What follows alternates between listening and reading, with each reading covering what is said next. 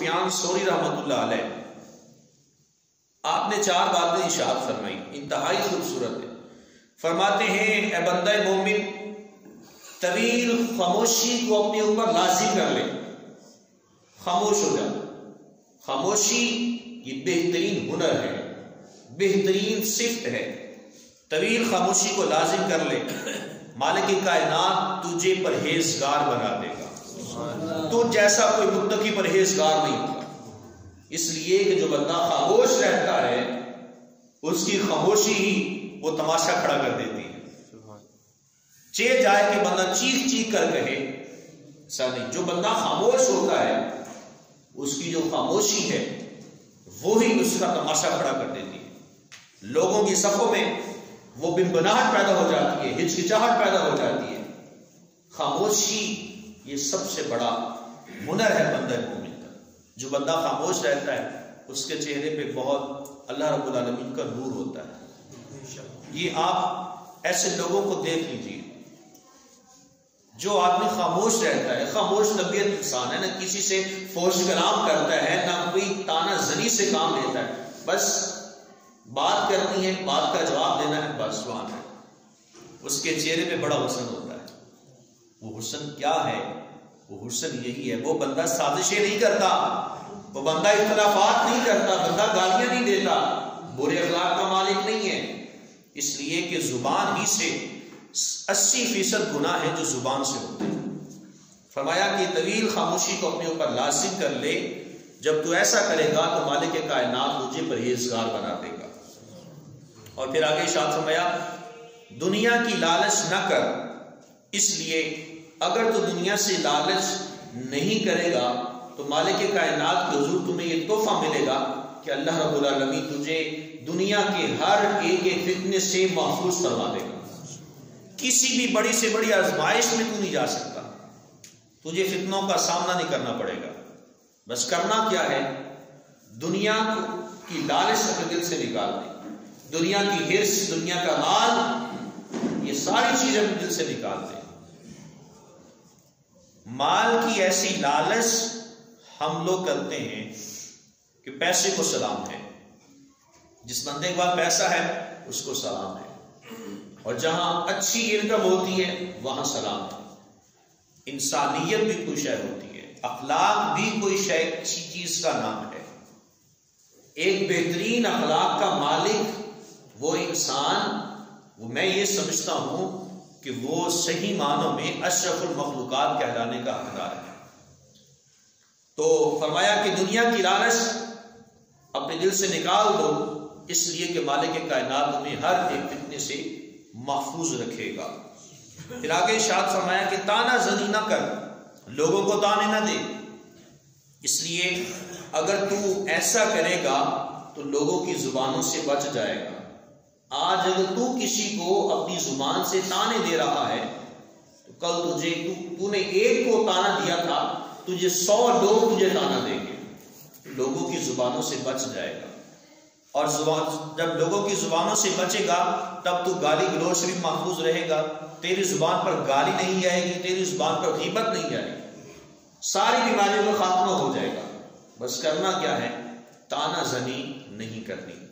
چوتھے نمبر پر ارشاد فرمایا کہ حسد نہ کر، اس لیے کہ جب تو حسد نہیں کرنے گا تو پھر تو جلدی بات کو سمجھنے والا بن جائے گا۔ یہ بڑی چھوٹی سی بات ہے لیکن اپنے اندر یہ بہت بڑا معنی رکھتی ہے۔ وہ کیا ہے کہ جب بندہ حسد نہیں کرتا، صرف اور صرف اپنے کام سے کام رکھتا ہے، اپنے رب کو راضی کرنے میں لگا رہتا ہے، اس کی عقل بڑھ جاتی ہے، اس کا علم بڑھ جاتا ہے، اس کا زہد و تقویٰ بڑھ جاتا ہے، اس کی عبادت و ریاضت میں اس کو لطف آنے لگتا ہے۔ وہ کہتا ہے میرا رب مجھ سے راضی ہے، بس اس کو ایک ہی تمنا ہوتی ہے کہ میں اپنے رب کی عبادت کروں۔ تو جب بندہ حسد نہیں کرتا اس میں بات کو سمجھنے کا ملکہ بہت زیادہ ہوتا ہے۔ تو ایک مسلمان کو چاہیے کہ وہ حسد سے اپنے آپ کو بچا کے رکھے۔ دوسری جو خوبی اور خامی ایک بندہ مومن سے اس کو بری ہونا چاہیے وہ ہے تکبر۔ تکبر صرف اور صرف اللہ رب العالمین کی ذات کے لیے جائز ہے، مخلوق خدا کے لیے تکبر جائز نہیں ہے، حرام ہے۔ قرآن مجید کو کان میں پڑھ کے دیکھے تو اللہ فرماتا ہے لمن الملک اليوم، میدان محشر میں اللہ رب العالمین فرمائے گا آج کس کی بادشاہت ہے؟ لمن الملک اليوم، آج کون ہے بادشاہ؟ جو سامنے آئے خود ہی ارشاد فرمائے گا للہ الواحد القہار، آج واحد قہار کی بادشاہت ہے۔ اللہ رب العالمین نے ارشاد فرمایا، حدیث قدسی ہے، حدیث قدسی اس حدیث کو کہا جاتا ہے کہ جس میں کلام تو کلام ربانی ہو لیکن زبان مصطفیٰ ہو۔ حدیث قدسی اس حدیث کو کہتے ہیں۔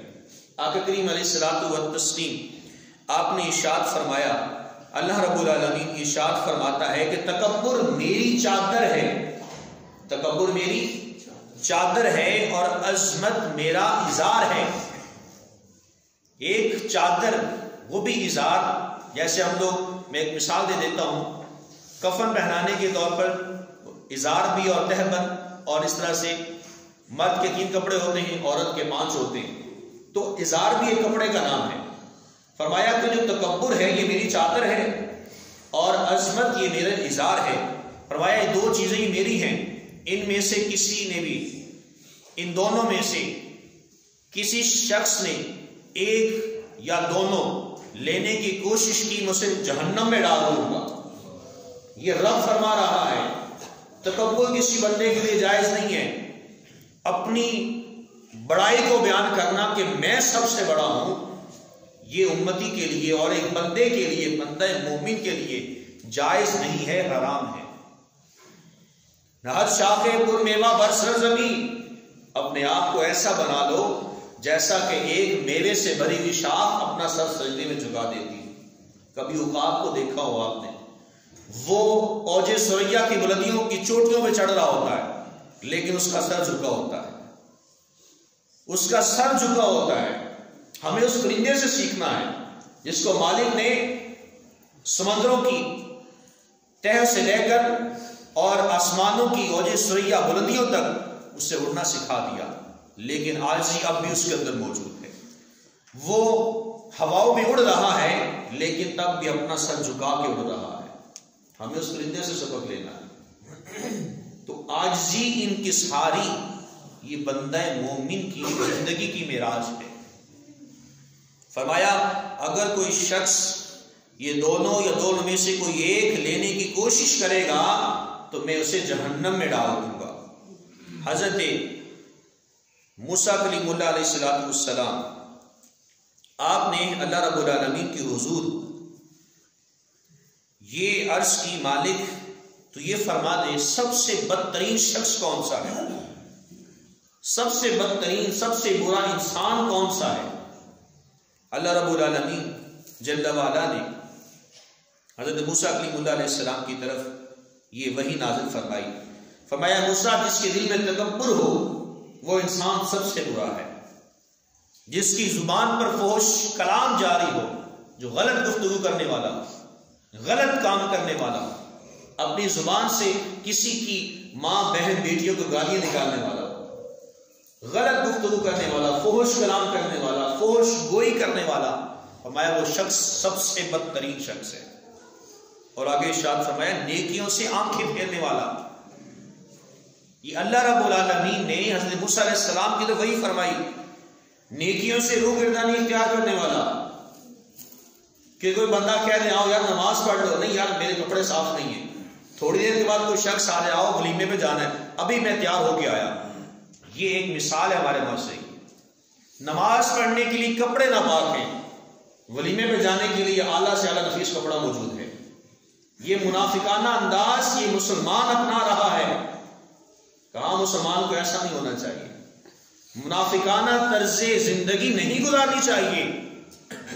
فرمایا نیکیوں سے آنکھیں پھیرنے والا یہ اللہ رب العالمین کو سب سے بدترین شخص لگتا ہے۔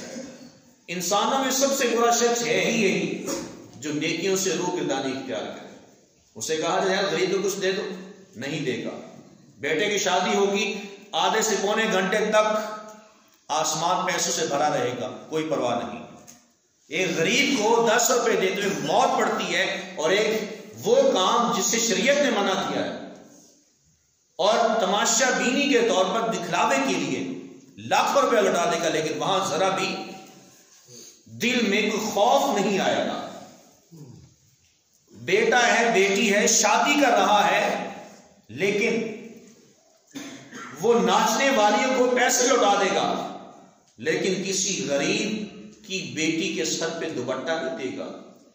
اگر کوئی کہہ دے گا جی فلاں کی لڑکی کی شادی ہے تو وہاں جہیز میں کوئی پیسے دے دو، وہاں نہیں دے گا، لیکن لاکھوں روپیہ ایسے لوٹا دے گا۔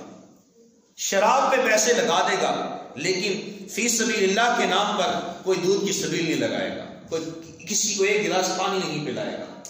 فرمایا نیکیوں سے آنکھیں پھیرنے والا یہ اللہ رب العالمین کو انتہائی بدترین شخص لگتا ہے۔ اور آگے ارشاد فرمایا ہاتھوں کا بخیل، کنجوس آدمی جو اپنے ہاتھ سے صدقہ و خیرات نہیں کرتا۔ ہمارے نبی نے 3 چیزیں قسم اٹھا کر فرمائی، جن میں سے صدقے کا ذکر فرمایا۔ فرمایا میں محمد اپنے رب کی قسم اٹھا کے کہتا ہوں صدقے سے مال کم نہیں ہوگا۔ ہمارے نبی نے صدقے پر قسم اٹھائی ہے، اپنے ہاتھوں سے دو، کبھی مال کم نہیں ہوگا۔ فرمایا جو ہاتھوں کا بخیل ہوتا ہے، کنجوس ہوتا ہے، اپنے مال کو بچانے کی خاطر اگر میں نے یہ مال کہیں دیا تو خرچ ہو جائے گا، میرے پیچھے بچے گا کچھ نہیں۔ فرمایا ایسا شخص اللہ رب العالمین کو بہت ہی بدترین لگتا ہے۔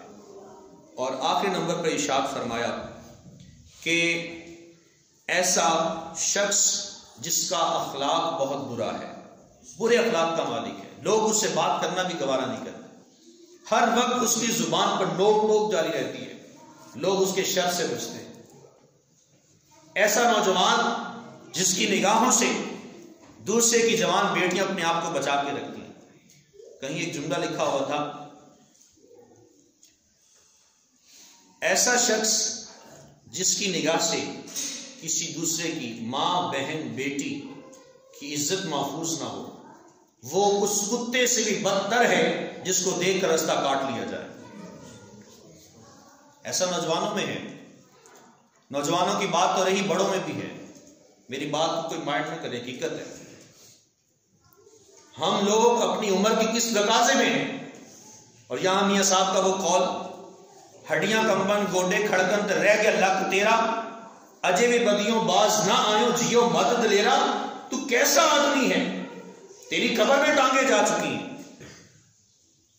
تیرے جسم کے اوپر گوشت نہیں رہا، تو کمزور ہو چکا ہے، تیری نظروں میں حیا باقی نہیں۔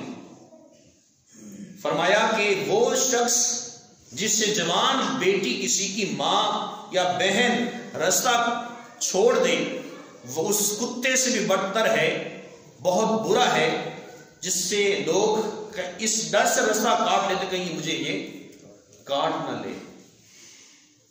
فرمایا کہ جو اخلاق کے اعتبار سے سب سے برا انسان ہے، اللہ رب العالمین کے نزدیک وہ سب سے برا ہے۔ یہ مالک نے فرمایا کس سے؟ موسیٰ علیہ السلام سے۔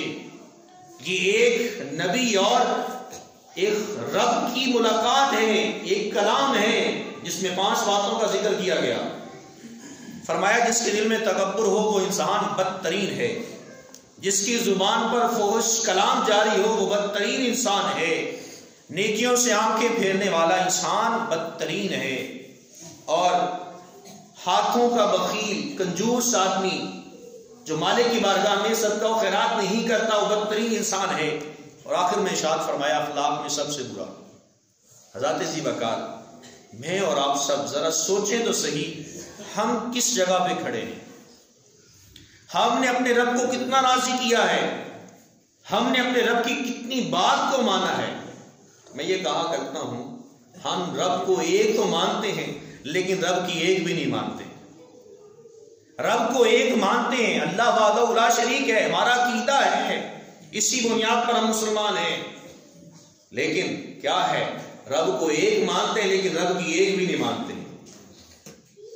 بہت بڑا جملہ ہے، سوچئے گا ہم نے زندگیوں کو کیا سمجھ رکھا، یار آج زمین کے اوپر ہے کل زمین کے نیچے، بڑے بڑے نوجوان، بڑے بڑے خوبصورت، بڑے بڑے مالدار، ٹھیکیدار وڈیرے آج زمین کا حصہ بن گئے، ان کے جسم چکنا چور ہو چکے، ہڈیاں بھی باقی نہیں رہی۔ فخر کس بات پہ ہے؟ تکبر کس بات پہ ہے؟ اپنے آپ کے اوپر۔ اللہ نے مجھے حسن عطا کیا، میرے پاس مال ہے، میرے پاس دولت ہے، میرے پاس اولاد ہے۔ بھائی اگر کسی کو اللہ نے یہ سب چیزیں نوازتی ہیں تو شکر کرے۔ لَإِن شَكَرْتُمْ لَأَزِيدَنَّكُمْ کا پیغام کس کے لیے؟ دیواروں کے لیے۔